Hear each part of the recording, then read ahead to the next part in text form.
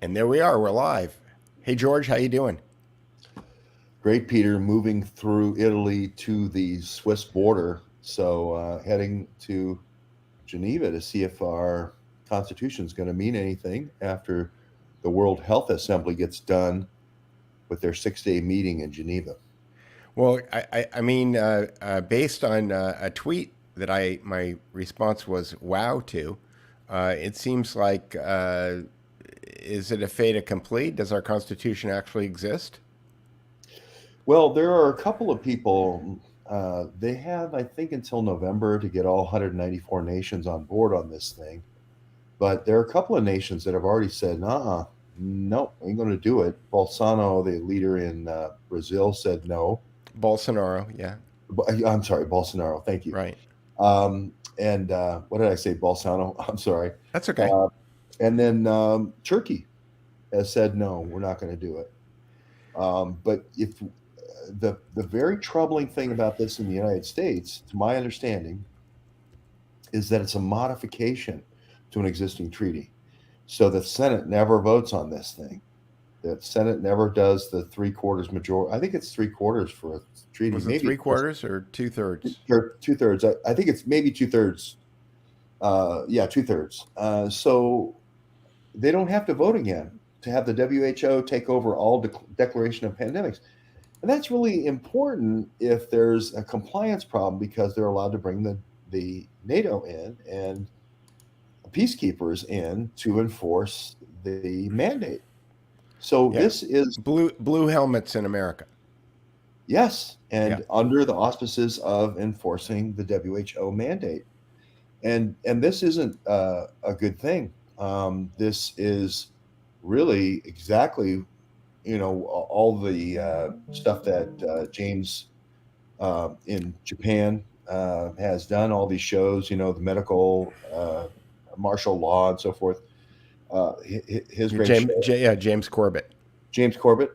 This is his thing that he did 10 years ago. He did medical martial law 10 years ago and said, through this vaccine thing, you can then inject the NATO if people don't comply and have world government just through the medical martial law. So um, uh, I love the fact is we need to train one dog. It doesn't even have to be 10 pounds to pull back the curtain on this thing. And you see, I brought in a curtain I for said, this yeah, show. now all we need is Toto, right? Yeah, and I've actually got a little mechanical Toto here, and he's one of those little dogs that Freddie Prinze had in the back of the Chihuahua dogs in the back of the low rider that he had. Indeed. But you'll hear him. It's a mechanical. You can't. He's a little heavy. I can't pick him up. But it's he just he just pulls the curtain back. That's all we need. Is it? We don't even need a real Toto to pull back the curtain. But as long as we bring this thing forward in front of our Senate and say we're going to have a Senate vote that we're not going to have any treaties without a two-thirds, no updates to treaties. If you want a new treaty, two-thirds or nothing. This is how, if you remember the Iran nuclear deal, it wasn't an Iran nuclear treaty because they couldn't get the 66 votes in the Senate. Right, and and they tried to do this in 1919 with the Treaty of Versailles too. It's the same. It's the usual suspects, I believe. This is Yeah, just and this one is a little bit. I mean, we've talked about Versailles and Lloyd George and Clemenceau and all the gang. That was a exercise in map drawing by Ellen Dulles there in 1919, along with Churchill. Really, Lloyd George was really interested more in what was on the dinner menu, and Clemenceau was interested more in what kind of cigars and brandy were going to be served after the meetings. It was really Churchill's first kind of outing, and along with Allen Dulles, it was a map drawing thing, in which all these crazy straight lines that we have in the Middle East that have no respect of territorial or history. But this is different. This is complete world domination And you know who runs the WHO. He's not a doctor. He's a war criminal. He missed cholera 3 times in his own country. He wasn't even a very good health minister in a small African country. What do? You make him the head of the WHO. The World Health Assembly is meeting tomorrow in Geneva. That's why I'm heading there. And this Davos thing is on at the same time. 2,500 sycophantic echo chamberists there. Right. So basically, the ruling oligarchy of the world's all going to be in Switzerland at the same time. It's the Swiss swizzle. It's the Swiss swizzle. They So want to. so we'll find out whether or not Vladimir Putin is really one of them or not, on whether or not it gets turned into a giant smoking hole in the ground. Is that? Sorry, I didn't mean. Didn't mean. That's I'm Klimt. It's you could say it's a legitimate target. You could say NATO's a legitimate target. I think the beautiful part about this, Peter, is we don't even need a real dog. We can have a trained little. I'm being pretty sarcastic, because I think that one of the lead stories on the Duke Report in the last couple of weeks has been the fact that even though Russia is doing, all of these things in Ukraine, they're still going in lockstep with all of the World Health Organization mandates, vaccine mandates, mask mandates, all of that stuff is being implemented by the Russians, regardless of whatever it is that they're doing in Ukraine. So I don't have much hope that Vladimir Putin isn't a young world leader, as Klaus Schwab contends he is. Well, he's definitely a world young leader, a young global leader, I think they call it. And there's going to be a huge contingent. And see, we had a problem. Do we go north from Milan to Zurich to cover Davos, or do we go west to cover this thing in Geneva? But after I saw the thing being thrown in there at the same exact time to make you kind of split your forces, this Davos thing's a clown act. This is a sycophantic, echo chamber clown act. If you look at the people that are going, it's all a bunch of seconds and thirds. People who hold somebody else's and get somebody else's dry cleaning, that kind of thing. And the real juice is in Geneva, so that's why I'm heading. Well, there's a bunch of Republican. There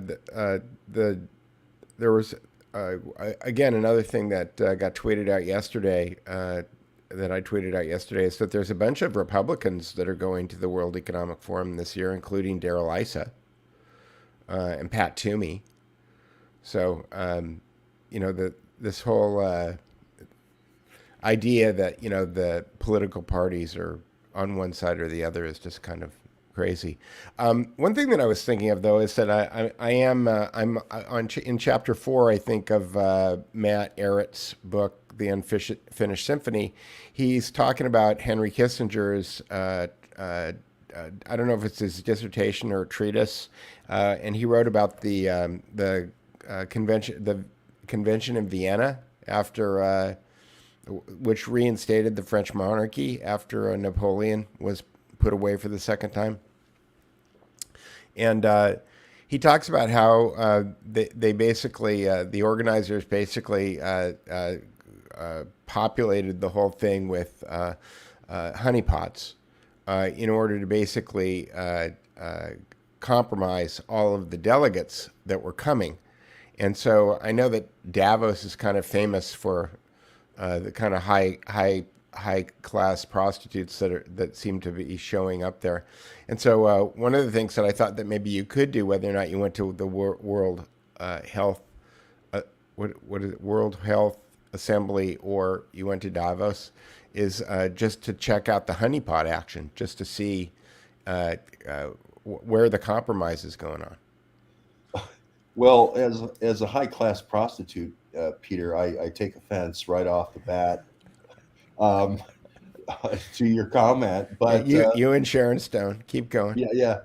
But considering how short my career was as a high class prostitute, um, no, I think there is definitely always a Pietro Benassi in the background saying, "Hey, I'm the G20 Sherpa," and "Hey, Sharon Stone should be the one, the bag handler for Klaus Schwab's latest young global leader in room 402. Make sure they have the green tassel key, and make sure we have two of them, and make sure they know the secret code for exchanging the keys for the late night rendezvous and all that."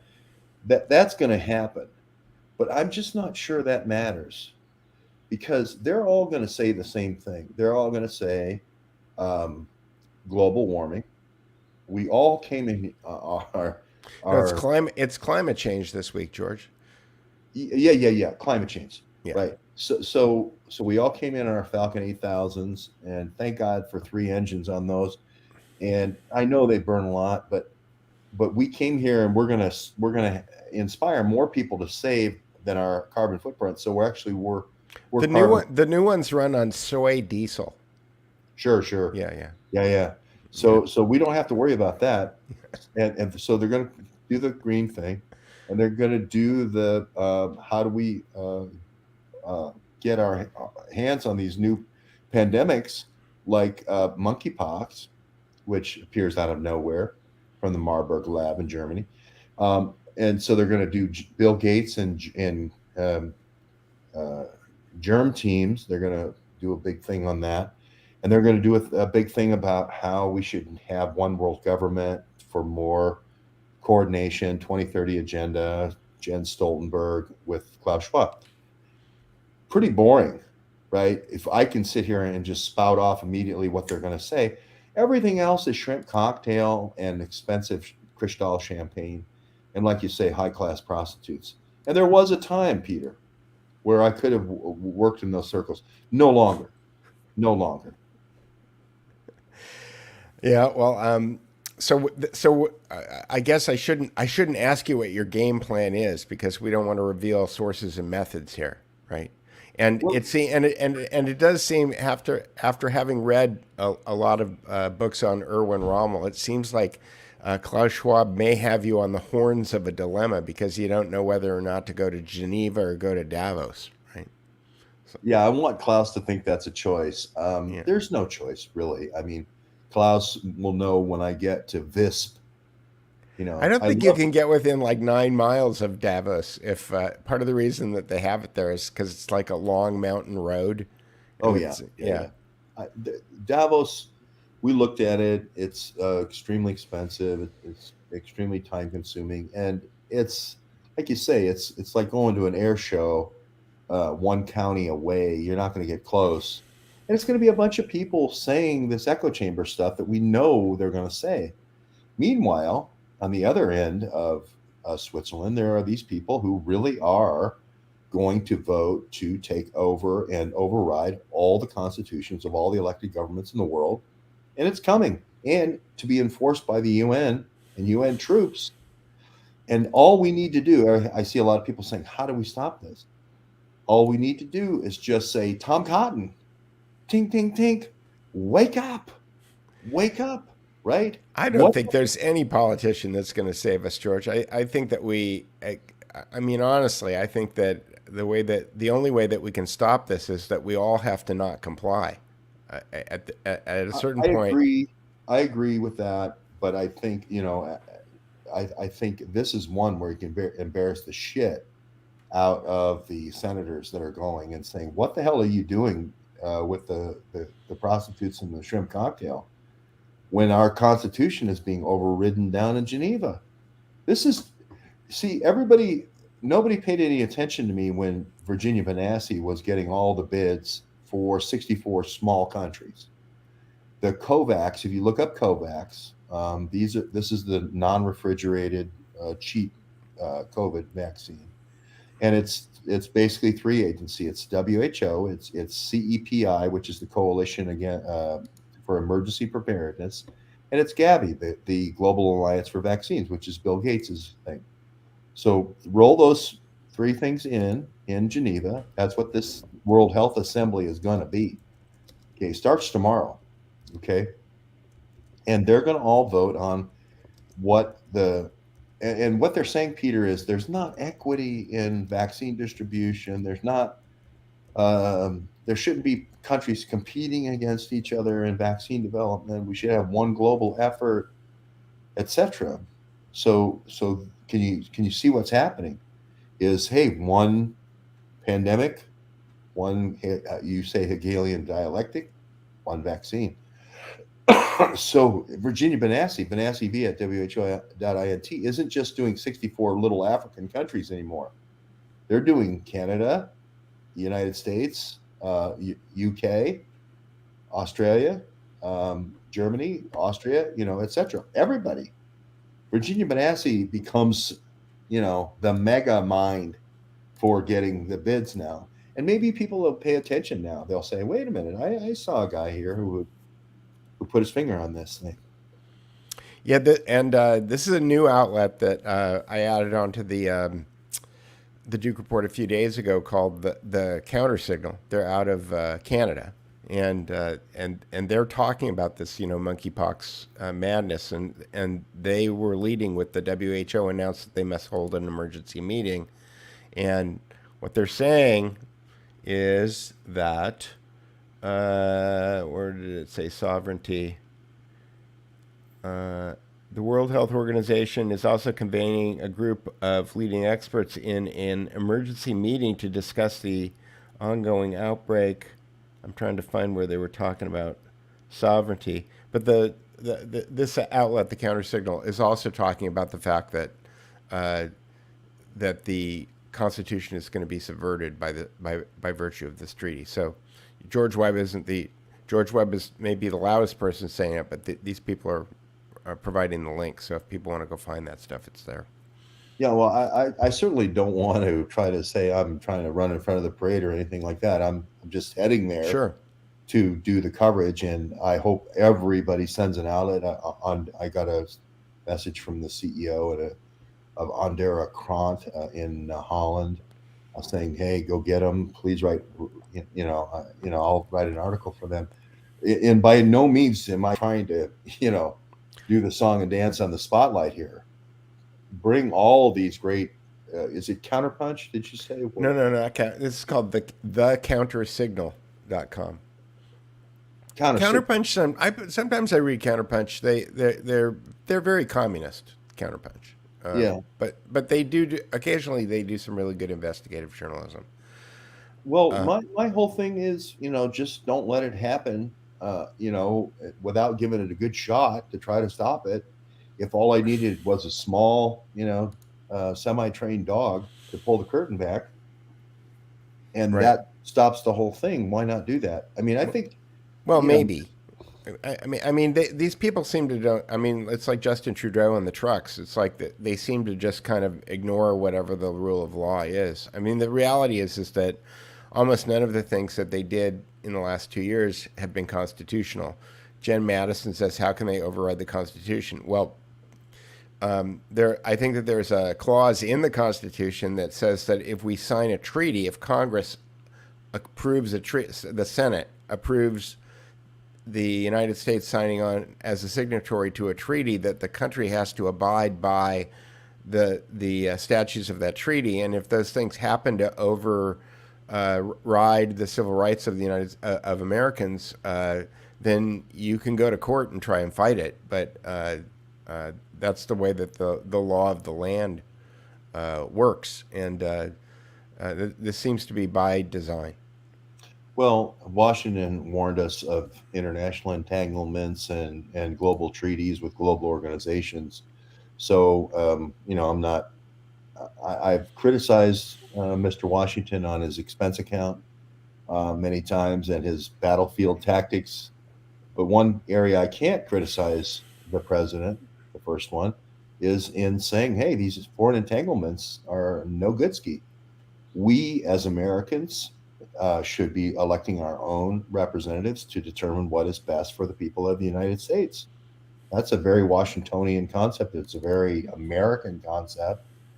And I think the first thing, Peter, is sometimes, you just have to go and show, It's like everybody knew, Gandhi. I'm not trying to compare myself to Gandhi, but Gandhi went to the Ganges. He went and made salt. He grabbed the sand and he said, "I'm going to make salt."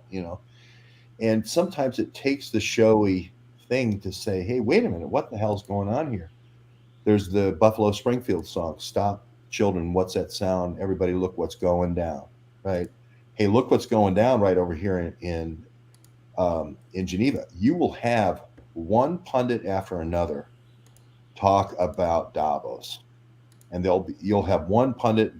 Jack Posobiec will be out, and Steve Bannon, and Chuck Johnson, and Mike Chernovich, and everybody will always go after the carbon footprint of all the people going to Davos, and they're going to miss the WHA in Geneva. So my whole thing is just direct the attention, direct the spotlight there.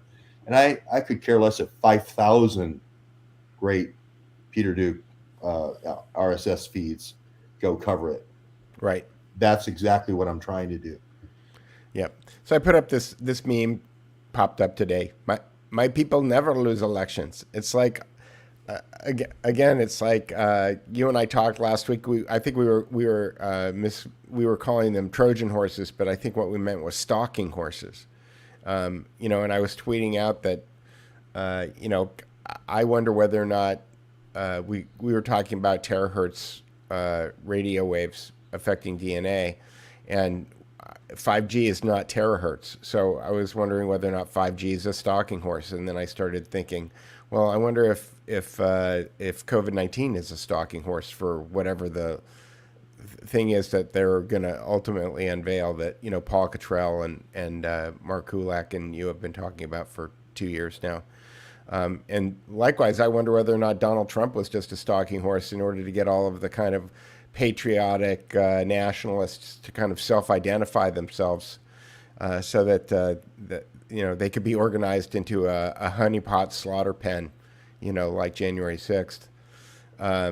But so many people are like arguing, oh, the next election is going to be really important, and 2022, November 2022, we're going to take the House back and all this other stuff. And it's like, I think that the reason that they're pushing this right now, and the reason you're in Switzerland, is they're trying to make this go now. Like, they want this to be done in November. Like the time. Yeah, this is it. Bingo, bingo, bingo. That's exactly right. They don't want this to go to a vote. They don't want you to go to in October and say, "Tom Cotton, why did you vote for whatever? Why didn't you stop this thing? Why didn't you stop the subversion of our Constitution?" They want this to be signed, sealed, and delivered. And I because they have a book. They have a book on Tom Cotton. Are you saying they have compromise on Tom Cotton? They have compromise on him. Well, I spent a little bit of time at Capitol Hill and kind of saw him. He might have spent some time with Steve with Buttigieg, if you get my drift. Oh yeah, he does have that kind of yeah. He's ex-military though, and he is awfully skinny. I'll tell you what, a lot of these guys, Paul and Ryan, when you see him, it's like, wow, that's a skinny guy. Tom Cotton's the same thing. He doesn't look the same on TV. He's really skinny guy. Mm-hmm. Elizabeth Warren is skinny as a rail. And those are things I don't know why. Tom Cotton, military guy, he's not going to be. Right. But, as opposed to somebody like Jack Posobiec, who looks like he could kill you just by, Jack Posobiec to me, it kind of really is like Jason Bourne in real life. Like, Jack never came off to me that way. I always thought of Jack as a very good insurance broker. I don't know. He has I think the most he has the most situational awareness of any human being I've ever met. That is, when he walks into the room, he reads the room and he maintains contact with everything in the room the entire time that he's there. At the same time that he's smiling, shaking your hand, and telling you a funny story. Yeah, I definitely agree with the situational awareness thing. But if the end goal is to sell more insurance, you didn't really save the Constitution, did you? it can't be about insurance, you know, it Right. can't Yeah. be about getting you a better deal on your car insurance. You really have to focus on the things that changed the democracy, that saved the democracy. Now Jack fades in and out, you know. Well, He he let's fades in and out, and so I love him sometimes, and then I get disappointed when he yeah. fades over to the Bannon camp. So Yeah, no, I understand. I'm looking for a quote that did yesterday about Republicans. Uh, Again, it came out of this Matthew Ehret book, and let me see if I can remember it off the top of my head. It's better to have. It, it's better to have.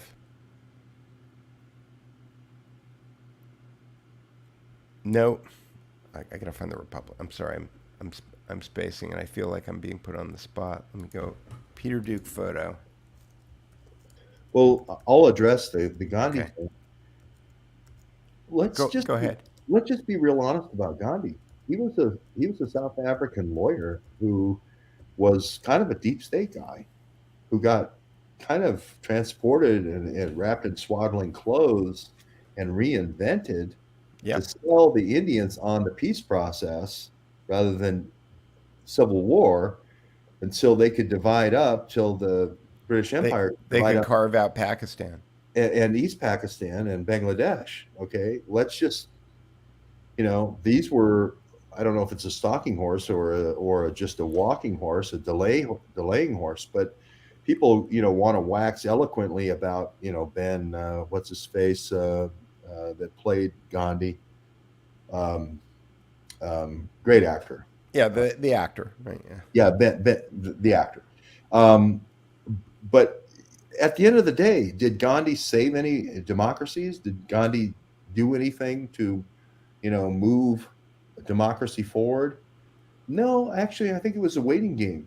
Gandhi was kind of like the best tap dancer you could possibly have at a burlesque show until the next act came out. Right. So the one good thing, and I gave him credit for it here, is when he went down the Ganges and he said, "I'm going to make salt," and he raised his hand up in the air. Yeah, Right. it was a great stunt.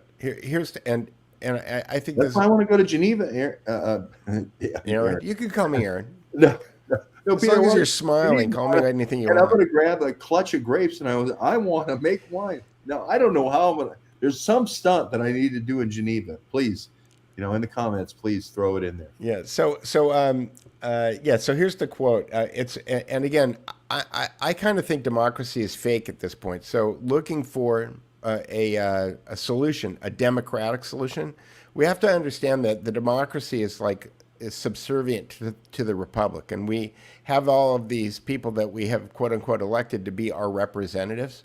So if the point is to get the representatives to do what we want them to do, the threat has always been voting. But in France, in the French Revolution, the threat wasn't just voting. So here's the quote: "It's better to have Republicans without a republic than a republic without Republicans."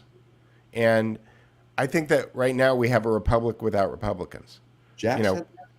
No, this guy, no, Gaspard. This is out of Matthew Ehret's book, and it's a Frenchman named Gaspard Monge. I don't know how to. My French pronunciations are bad, but you open the door, and you know what? Matthew Ehret opened the damn door.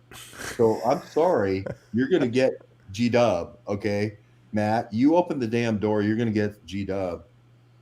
First of all, I don't want to say pull your collective consciousness out of your collective body part orifice, but to Matt, but the French Revolution wasn't about what you're saying, okay? The French this is Peter Duke. This is Peter Duke. No, this is no, not no, Matt no. Ehret. Okay. I know you're not. I'm Okay. I'm going at Matt here.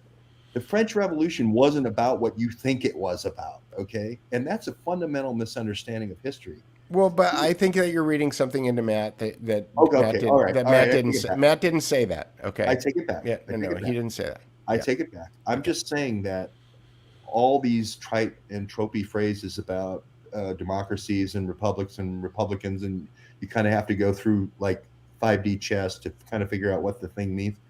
No, the French Revolution was about clearing a class of royals out of France. Yeah. So the Rothschilds could have a more prestigious and influential position in France. Right. And he contends that in this book. So Okay, well yeah. then he's right. Yeah. And Robespierre was brought in, and the whole Reign of Terror was to get rid of the royals they didn't want, and they put them in Madame Tussauds museum. And when Robespierre was done, they brought in their enforcer, which was Napoleon. Right. And then they went and did the same thing in a whole bunch of other European countries, one after another with the same basic formula. A little bit of Color formula. revolutions. Matt Eric claims that they were all the color revolutions go all the way back to them. Color in terms of the color of the curtains in the cloakrooms of the royalty. The Rothschilds were unctuously oozing in and out of the vestibules of the royalty and saying, hey, they're at Borodino, and here we are, and we're going to need some cannon. And I know cannon shot is going to be 10 times the normal price, but I can loan you the money. We have our friends the DuPonts will take care of it for you, right? Yeah, we can get you the cannon shot, but I mean, I'm just saying they just went through Borodino. I mean, hello, Moscow's next. That's how they did it. Okay, so it was a series of kind of Sophie's Choices, a series of back up against the wall loans, kind of payday loan kind of strategy and Napoleon was used as the force majeure Right. to get the loans done. And as soon as that was over, he was on Elba doing palindromes. So there you have it. Elba was I saw Elba. Is that what you're talking about? That's what I'm talking about. I'm saying as soon as they had the last set of debt notes that gave them control of the last country that they were interested in. Napoleon, it was interesting to me that one of the first things that Napoleon did, I think, like within like the first like 3 days of his coming to power, is that he created the Bank of France, right? So he created a central bank in France. Well, and you need a bank to issue notes, and you need notes to have a bond market. And the real Rothschild innovation, I'm sorry, it's probably in Matt's book, but bond manipulation and manipulation of the bond markets is the Rothschild kind of Stradivarius game, right? And you don't even need to actually win on the battlefield. You just need to win in the newsroom and win on the floor of the trading exchange, and you can make just as much money. George Soros, with currency manipulations, does the same thing now. Right. And Rothschild famously went into the British Stock Exchange and announced that Napoleon had won the Battle of Waterloo, which crashed the market, at which point he bought all the stocks up, and then everybody found out a few hours later that, oh, Napoleon lost.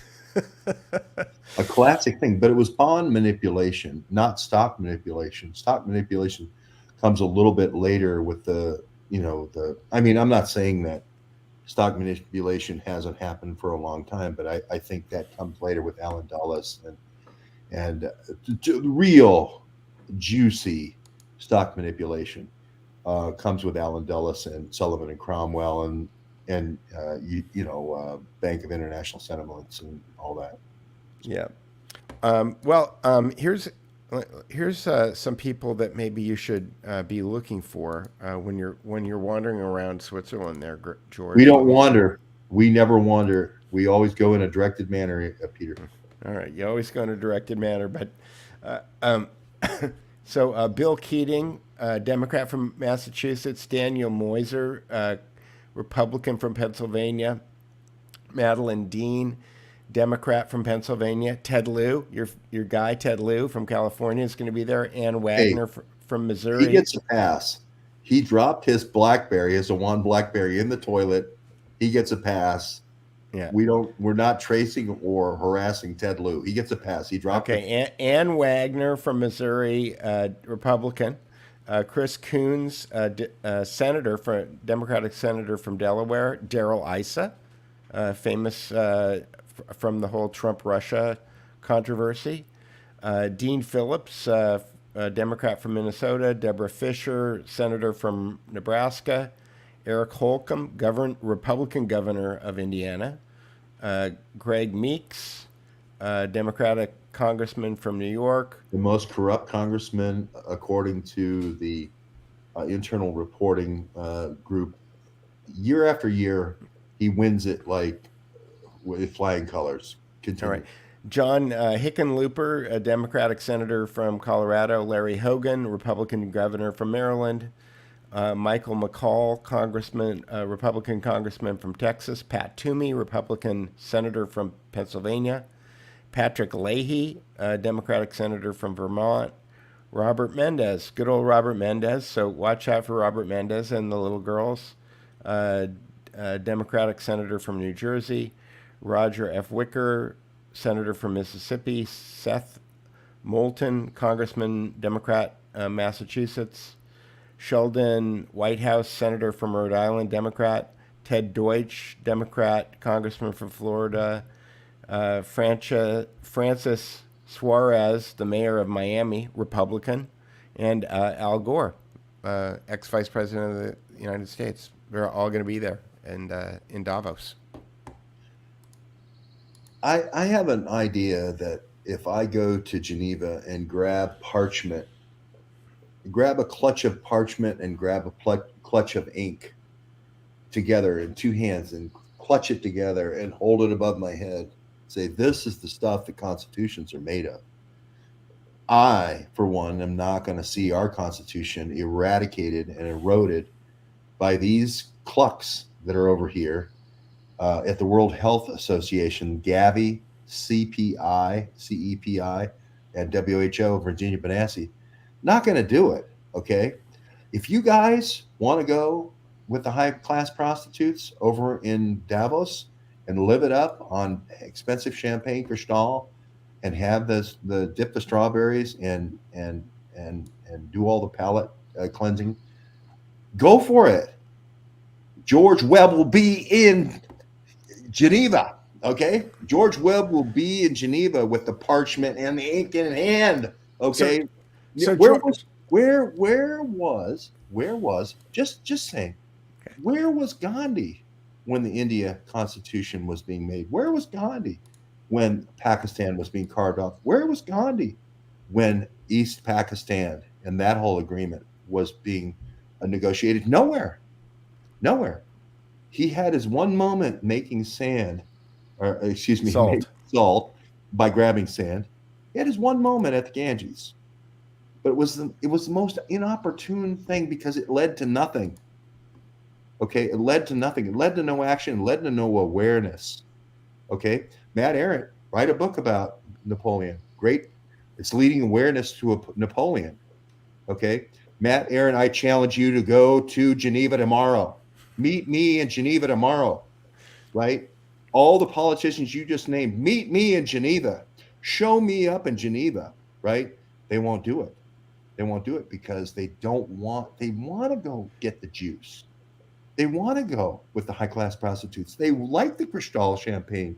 They like cherries the size of a softball and strawberries the size of a softball. They won't do it. But later on, after it happens, they'll all admit, oh yeah, we kind of missed the ball on that one. We kind of struck. So let me see if I can interpret, George. You go to where the action is. That's the name of the game. Right. That's how baseball is played. But in order for your audience to understand the kind of blocking and tackling of how you know to go where to go, okay, then there's all these researchers. You know, Mark is in the chat room. I see him. It's like Mark does great the journeyman's work, right? Of going in and digging all of this stuff out. You know, Dave Underdown does all of this journeyman work of digging all this stuff out. It's like I try to collect all of these authors like Matt Arendt and, you know, Doug Valentine and all of these other people so that the people who are watching this actually know. How did George know that? How did he know that this is where he needs to go? Well, it's because there's all of this history. No, no, No. actually, no. None of my researchers care two shits about anything I do. They're working on all other projects. The last person who was like in our research group that did something on my project, I think it was a 2019, maybe 2020 ish. But that's okay because they're doing a lot of other great things.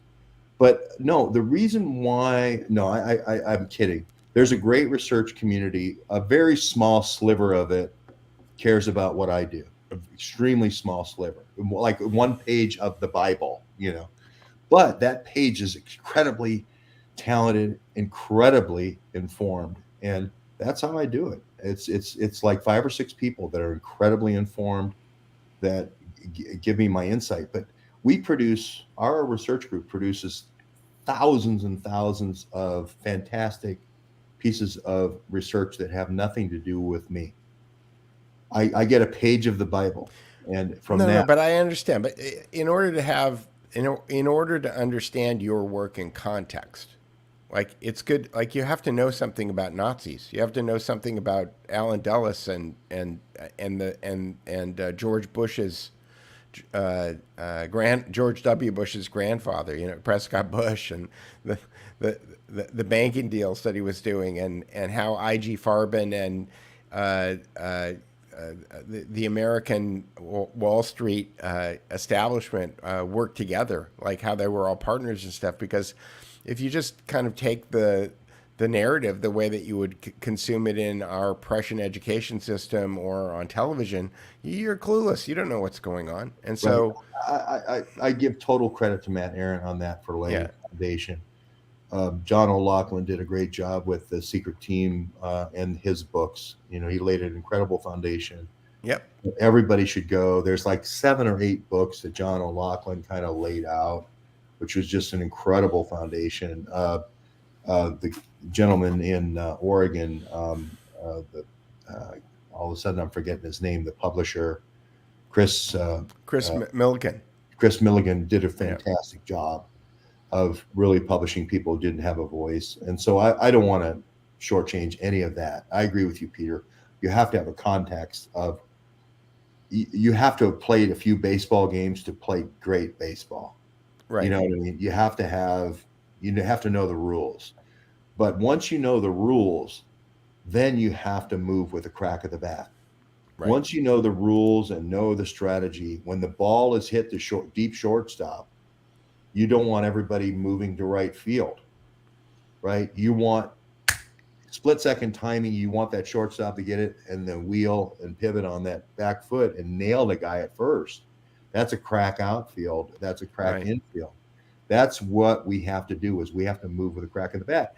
And again, Peter, if I don't go there and dramatize this, and I might just go, I can't remember, Lake Geneva is the last time I was there. I might have to go down there and grab a hunk of sand and say, I'm going to make, brandy wine with this. I don't know.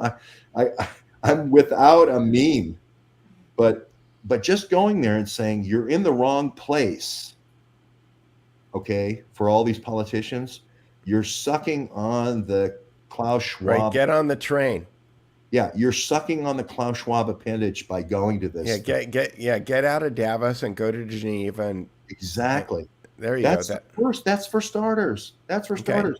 These people are making a huge mistake by going. So maybe if the people watching this broadcast today start trolling all of these guys, Daryl Ice, on social media and start asking, why aren't you in Geneva? Bingo. That works. Because I tell you what. Hashtag, why aren't you in Geneva? Bang. Yeah. Bang. World Health Assembly. I'm not making this up. Look at it. No, I know you're not. I know you're not. And I think that, I think it sounds we were talking about stalking horses. It sounds like Davos is like the bright, shiny object that they want everyone to look at. They've created, Klaus Schwab as the supervillain, and all of the conspirators in the world are all focused on Klaus Schwab, and they're all going to be looking at that. And in the meantime, the real action's going on in Geneva. And if you look at the Kovacs, and Mark Kulak did a good look at all these sort of world vaxes, not driven by the private companies, but like the cleanup crew. Mm-hmm. COVAX is like the 1.2 billion vaccines that you never heard of for countries you never heard of. That's Virginia Benassi. That's Benassi V at who.int. That was just 64 countries on below the radar that you didn't care about and you never heard of. Now, Virginia Benassi and her bids and her vaccines are coming to your town, right? And you don't get to choose between Pfizer and Moderna in this brave new world, right? Right. If they get the contracting authority, Giuseppe Benassi becomes your procurement officer. Your intelligence officer becomes Pietro Benassi. Your bid officer becomes Virginia Benassi. So hopefully this will give some highlight to my work. Maybe there are. Well, anyway, I'll stop there. I'll just say I do get some of the researchers that we've called, the 30,000 people around the world. There is still 5 or 6 that follow me and help me, and I love you to death. And thank you very much for all your efforts. So, George, I have a housekeeping question. How's Sure. your foot? I could put it in front of the camera. It's not going to be pretty. Okay. I don't. Okay. Wow. I see a large bruise. All right. Yep. All right.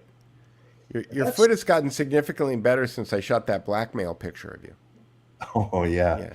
Yeah. That was bad news. I compromised George by taking a picture of his feet one day. Yeah, that was out at the Russian retreat. Yeah. Here I'm, trying to run down how Ukrainians are being positioned as Russians in, taking down our democracy. And Peter Duke says, no, there's time to compromise you two. No, Peter made a fantastic, funny picture out there. It was a lot of fun. No one ever wants to see that picture. No. You think monkeypox? You think genital warts, pus filled? Really? But I'm telling you, George, I think that compared to the way that your feet looked at the Russian retreat, even with your broken 5th metatarsal, you look pretty good there. Thank you. Yeah. But I'm telling you, this monkeypox is so much worse. The chicken pox is small. The reason why they call it chicken pox is supposedly because that's like chicken scratchings and so forth. Mm-hmm. But if you get it doesn't have anything to do with chickens, really? No, I mean, really, all these things came from monkey blood makes monkeypox. Okay. Monkey blood makes monkeypox. People don't realize. Everybody says it's conspiracy theory. Folks, the zoonotic bullshit you've been given is bullshit. Monkey blood is A, B, and O, just like your blood is A, B, and O. That's how you can put a baboon heart in somebody as a transitional heart until they get a heart transplant. If I want to move something from the Eric Traub refrigerator and move a pathogen into humans, I do it with monkey blood. And I'm not saying that there are not adjuvants and extra things in monkey blood that shouldn't be in human blood. And I'm not saying that the human immune system doesn't raise an immune reaction. That's my point. But all these things came from monkey blood being injected into humans. And it happened at Auschwitz. It happened in all the IG Farben camps. So this isn't like new science. No, this is all old science. We know that this stuff happened. And it was taken by German mercenaries in the early 60s, late 50s to Congo to try to gain control of Congo. It was a bioweapons and bioengineering was used in Congo to try Dr. Mary's monkey. Was that Patrice Lumumba? Well, Patrice Lumumba was assassinated, as you remember, and John F. Kennedy cried when he found out that that happened before. Well, because it was ordered under Eisenhower and executed under Kennedy, right? Yeah, before he took his oath of office. And But yeah, so DRC and Congo was split, and then there was these years of conflict, and every possible thing was tried by the Germans. This guy named Congo Mueller, Commando Unit 52 was the unit. So when people try to come up with monkeypox and try to say, oh, a monkey ate a leaf and then somebody then jumped on it with bush meat and then cooked it, and then it got into the human smallpox. I don't know what that is. I think it must be Mark's humor there. But monkeypox. Well, no. I think to Mark's point, I was trying to bring something up. I'm trying to figure out how to share it and not have it not go crazy. So let me give it a try. Wouldn't it make sense that the transfusion is the most reliable way of creating a transfection? Sorry, folks, but that works for HIV and it works for everything else too. So this was sent to me. Everything else you think is not true. Okay, transfection is number one. Transfusion is number one. Sexual contact with mucosal membranes is way down the list.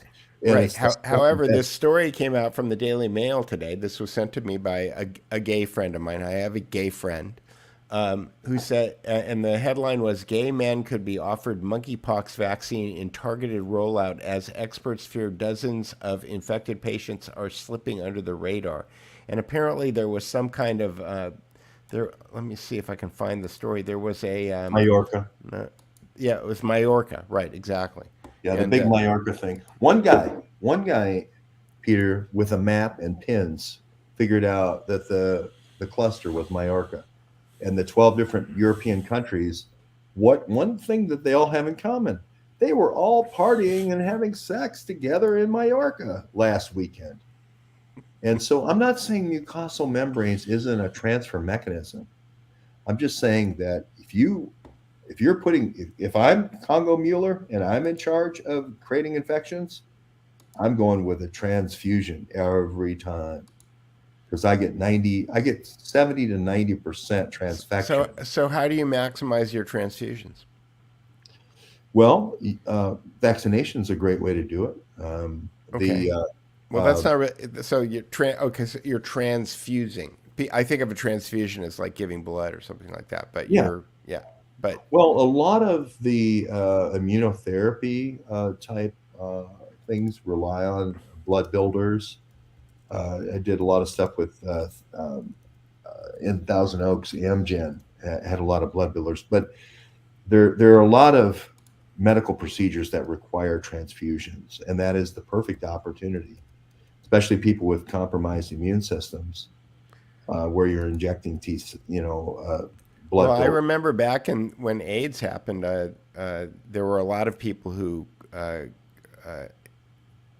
reportedly got AIDS from going in and having some kind of an operation and getting transfused with AIDS-tainted blood. And then AIDS-tainted blood became a big panic, and the Red Cross was having to do all that. I'm very close to the lawyer for the American Red Cross in Portland, Oregon, that tried that case and settled that case. So it ain't conspiracy theory. That's the real deal. That's what really happened, and that's what really accelerated AIDS was the Red Cross blood, or HIV anyway. So the bottom line here is these diseases: Congo Crimea hemorrhagic fever, Nipah, Lassa, Ebola, Marburg, etc. You think that they somehow go from bush meat to a bush hunter who cooks it and then somehow gets into your digestive tract. Bat soup. Yeah. You think that that's true. They're trying to use monkeypox to prove that, but that ain't how it happened. It happened from blood, meat, taking the syringe into the monkey and into the human, into the monkey. That's how it happened. And that's how you get the transfection, because you have to have, for things to move around, just think about it, for tumors to move around in your system and to metastasize around your body, it has to be in some kind of circulatory system.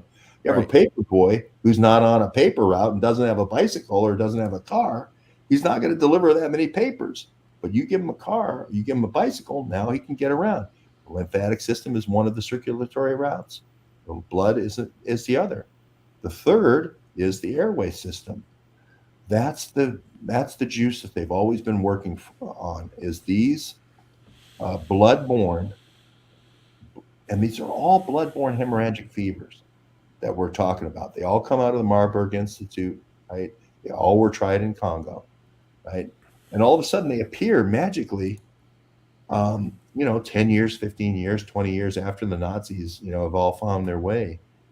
And we all believe this bullshit that the Peter Strux, whose father was a Nazi, we all believe their bullshit, that this is somehow our fault because we're encroaching. Well, we don't, it's not that we believe it, it's that we're being told that. Right. And a lot of people think that because of somebody with a tie or a nice haircut and a nice jacket is telling you that it must be true. I've got a beautiful curtain here. Look at this head of hair. Look at the thick hair. Many of these people going to Davos would wish they had this kind of root system. You and I do both have our hair. I mean, my hairline's kind of far back, but I got some hair. Yeah. So we can go toe to toe with any of these people, right? They wish they had our credibility. They wish they had our intelligence, right? We hold no. We don't have to worry about somehow having an equivalence with these people. These are sycophants. These are echo chamber sycophants that want expensive champagne with dipping strawberries, with very high expensive call girls, and that's why they're going. Right? There's no other reason. They know it's going to be about global warming. Well, if you watch the movie The Forum, which in the United States of America, you can't see. Klaus doesn't want you to see it, right? But if you go onto the Duke Report and you click on the forum link, you'll find that there's some VPNs also listed on the Duke Report. You can use a VPN. You can go into the Netherlands. You can pay for it on Vimeo, and then you can watch it, or you can download it, which is what I did, which is how I can kind of like put this on the stream right now. Let me see if I can. But what you find out in this movie when you're watching it is basically how Klaus works. And what they do is that they get these politicians into a room and they tell them, "Look, we've got this thing that we want you to do." And the politicians go, "Well, gee whiz, we need resources how am I going to do this?" And they say, "Well, we've got this foundation over here that's got $100 million budget that's going to help you with this part. And we've got this other foundation that's over here that's got this $100 million budget that's going to help you with this part. And then these people are going to help you with the elections."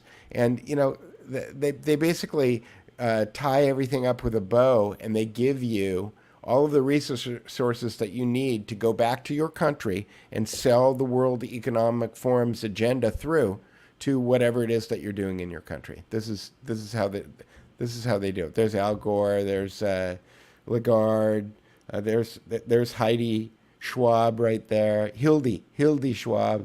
They like to look like the friendly grand. Oh wait, hang on, I got to go back there 1 second because there's this thing in the back of Klaus's office that there was some speculation online when this video came out. Hang on, let's get. Oh, who is this back here? Who is that? I don't know who it is. It could be like, is it John D. Rockefeller? Is it David Rockefeller? His dad, making the flamethrowers for Hitler. This. You know what? I decided to become a screenwriter and just do plays, a playwright over the weekend because I said, you know what? Piling up more evidence. Not only, yeah, George, hell yeah. I honestly believe that like by writing stories right now, you have a much better chance of getting people to understand what the heck is going on than, Aristotle said history is hard because you always have to stick to what actually really happened. But, when you write a narrative, that's why I want to put, Alan Dulles and Stanley Kubrick and Bertrand Russell and Orson Welles all in the same room together in 1949, and see what that conversation was like in order to get us, believing the stuff that we're believing. And, I believe in fiction at this point because like it's what they use in order to program us. Yeah, I went over the line. I said, that's it. When Virginia Benassi was also monkeypox, I said, that's it. I'm done with news. I'm no longer doing news anymore. I'm doing plays. My first play, you may have seen it on my Substack. My first play was called Two Gentlemen of Corona. Now, what's the plot of Two Gentlemen of Corona? First of all, I love Shakespeare, but I think I kicked Shakespeare's ass. I was in Verona when I wrote the play. Two Gentlemen of Verona. Tell me the plot line. And Shakespeare probably wasn't in front. You're gonna have to refresh me. Okay, my memory. Well, nobody knows the plot line of Two Gentlemen of Verona because it sucked. It was a shitty play, right? Shakespeare had a shitty play. I improved Shakespeare's play. Two Gentlemen of Verona. These are two Catholic action guys in the NATO hierarchy, and they both fall in love. One's a Northern European who's sort of kind of the Uncle Scar in Brussels, working the political intrigues in Brussels. And his name is Giuseppe Benassi, right? The one who's a little more unctuous and a little more erudite in the workings of the halls of the corridors of the Vatican is named Pietro Benassi. So here we have two cousins, right? Sort of like Simba and Uncle Scar, right? Both courting the love of one, Corona Monkeypox. Her name is Corona Monkeypox. Now that's a heck of a funny name. Now, how the heck did she get the name Corona Monkeypox? Well, she works both at the Fort Detrick lab, which has leaks right before we have international pandemics, and she also works at the Wuhan lab that's supposedly the source, right? And they both fall in love with her. Now, this is actually the plot of Two Gentlemen of Verona. I make it so much better. Peter, Shakespeare has the crappiest plot ever for Two Men of Verona. I saved Shakespeare's ass on this with Two Gentlemen of Corona because they both fall in love. Peter, they both fall in love with this woman, which is this plot of Two Gentlemen of Verona. But one says, let's just use coronavirus. He loves the corona part of corona monkeypox. Let's just use coronavirus to lock down the world and devalue everything to 5 cents on the dollar. And then we can buy all the assets for 5 cents on the dollar for the Pope. We can buy all the assets. So his motives are for the Pope, right? But, oh no, Giuseppe Benassi, he's all about monkeypox. Put genital warts, but the size of pustules that are size of golf balls on people's face. Make it ugly. Make it horrible. Okay, that will get me my Bill Gates germ team. That will get me my World Health Authority this weekend in Geneva. And this is the push-pull. This is the conflict that you have between Pietro and Giuseppe Benassi over one corona monkeypox. It's a great story. You should read it. And everybody should read it. And if you go to the Duke Report and you click on the George Webb link, it's there. Whatever the last thing that George published is there. If you click on last 10 stories, you go to George Webb, you'll get the last 10 stories that George Webb has posted on Substack. Richard Grove tweeted this out earlier. Apparently a health site pointed out that monkeypox looks like this. And it turns out that it's an old picture from the Queensland government talking about shingles. So they're using the same picture in two different things. So there's all kinds of pictures running around on the internet right now about what monkeypox is and how it looks and all these other things. So be careful out there, folks. There's a lot of nonsense. Remember, Giuseppe Benassi would never have gone with something so scarry. Remember, create scars on your face after it. It's also a scarlet letter because it's a scarlet letter of promiscuous sexual activity, right? So this is the whole intrigue, the courtly intrigue that you have in the play. Really, I have to say, Shakespeare, you get about a C minus on Two Men of Verona. George Webb, quite a bit better. I mean, my Two Gentlemen of Corona is a far better story, far more intrigue. And Peter, it has relevance to today, right now. Boom, right now. Tell me about Two Gentlemen of Verona's relevance to now. Nothing. Zero. All Zero. right. Chris Hunter says, George, you should go to India. I know a guy. Well, Dr. Bose is a very interesting PhD. He's got 3 PhDs actually, Yeah. and he has an aviation PhD, and then he has bioagents PhD, and he studied in Russia, he studied in Berlin, he studied at Kaiser Wilhelm, he studied at these. It sounds a lot like bioagents to me. So yeah, I would love to meet Dr. Bose. Chris has done a lot of interviews with Dr. Bose on Neighborhood News, and he's a very interesting guy. Indeed. Yeah. Indeed. So, go ahead. No, I was just going to make some kind of comment about volume. Because I get into the green room before when Dr. Bose is still talking. Sometimes I gotta put my headphones back here because it's too loud in the cans here. We need those leveling.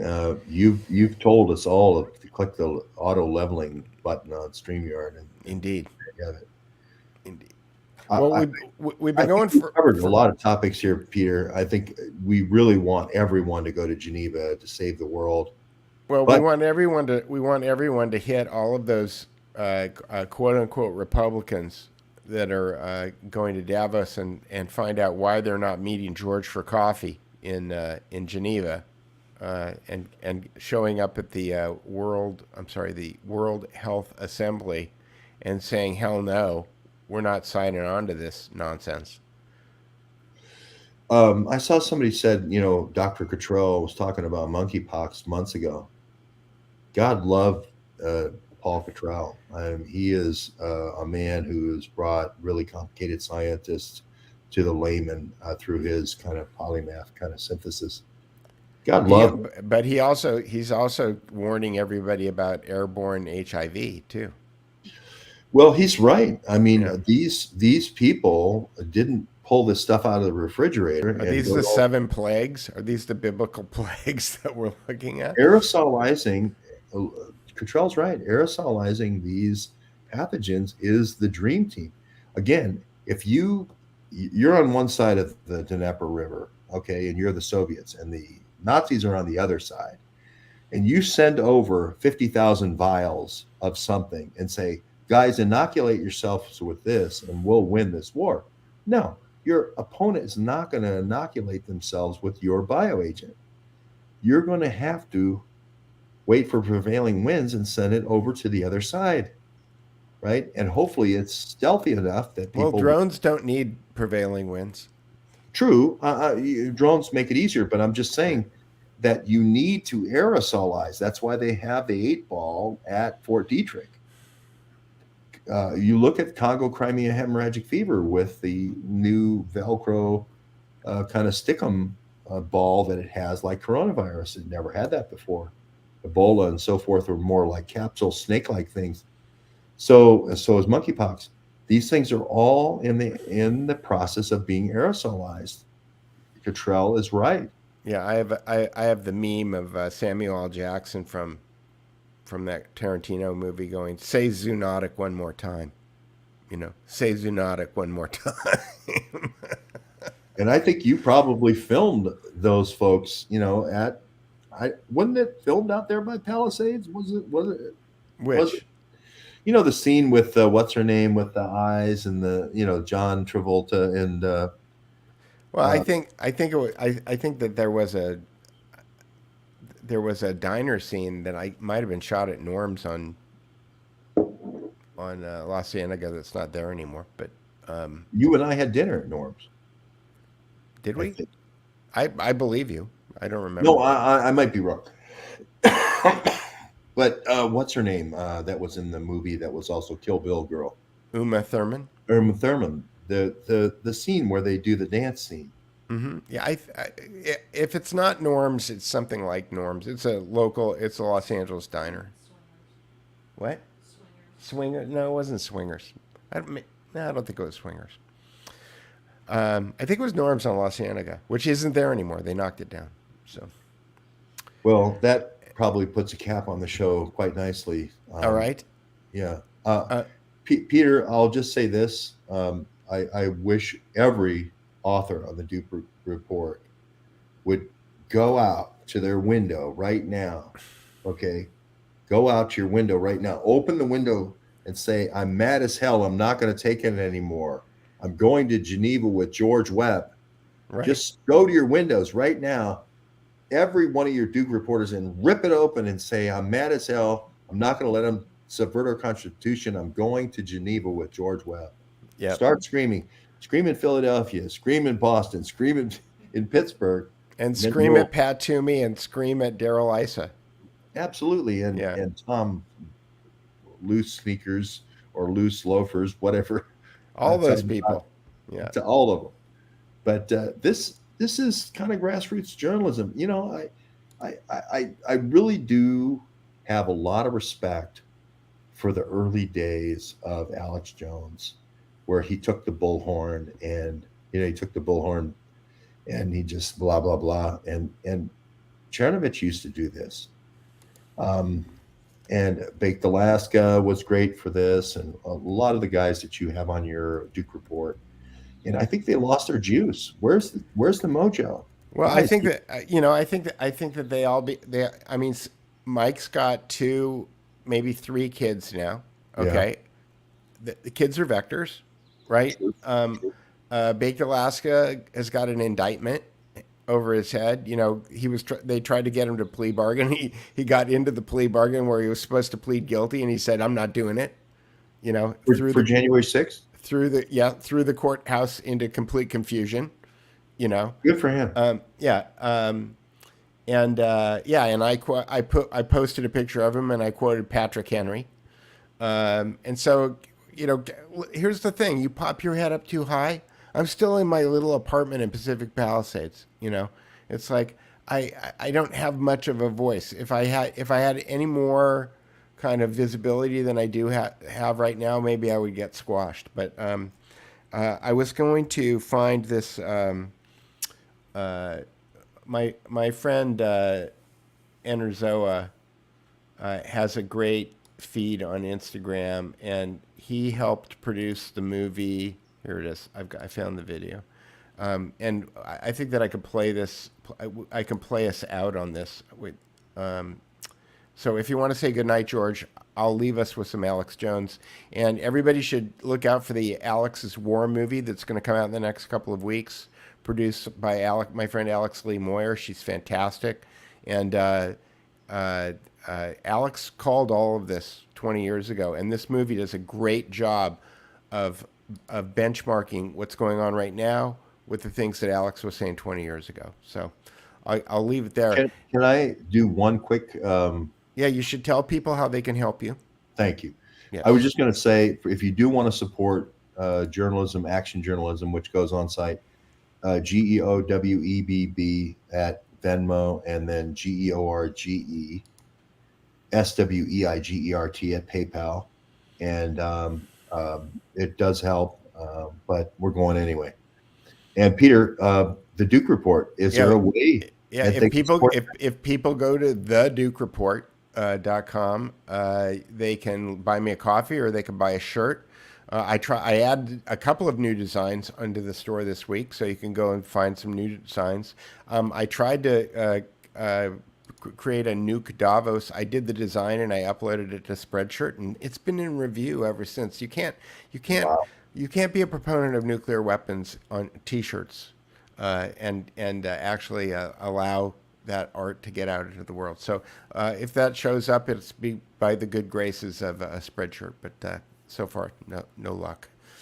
Anyway, the Duke Report. Tell me this Alex person again. You're not saying Alex Jones. You're saying another Alex person. Alex Lee Moyer is Alex Lee Moyer. Genius director. Her first film that came out a couple of years ago that people might be familiar with is TFW No GF, which is that feeling when you have no girlfriend. And she basically went and interviewed a bunch of 4chan incels and kind of documented what that lifestyle is like. And then she begged Alex Jones to let her shoot a movie about him, and she spent almost a year at InfoWars with a camera and following Alex around the country and then going through his entire archive. You know, Alex didn't even know what was in his archive. Like, he has, you know, because he goes through staffs, you know, he kind of goes through people. There was tons of footage that nobody had looked at in decades.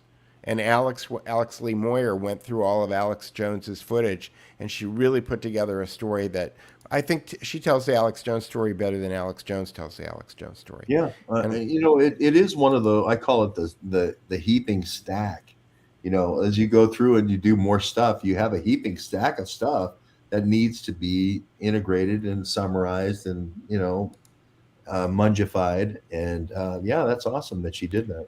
Yep. So, so that movie is coming out any day now, and I am going to leave us with that. So, with that, good night, George, and maybe you'll stick around and watch. It's a minute and 29 seconds, and I'll say good night to everybody, and we'll see you later. And let me see if I can. Thanks, Peter. Thanks, producer Carrie. All right. So let me see if I could share this. And then we'll do this Brave tab. There we go. Enerzoa. And everybody follow Enerzoa on Instagram and Twitter, because even though he's not a journalist, he understands culture, and he does a great job. Okay, share tab audio, it says. There we go. And I don't hear the audio. It's because it says this.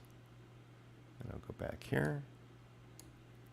Yes, there have been corrupt empires. Yes, they manipulate. Yes, there are secret societies. Yes, there have been oligarchies throughout history. And yes, today in 2002, there is a tyrannical organization calling itself the New World Order, pushing for worldwide government, a cashless society, open borders, total and complete tyranny, where human beings are absolutely worthless.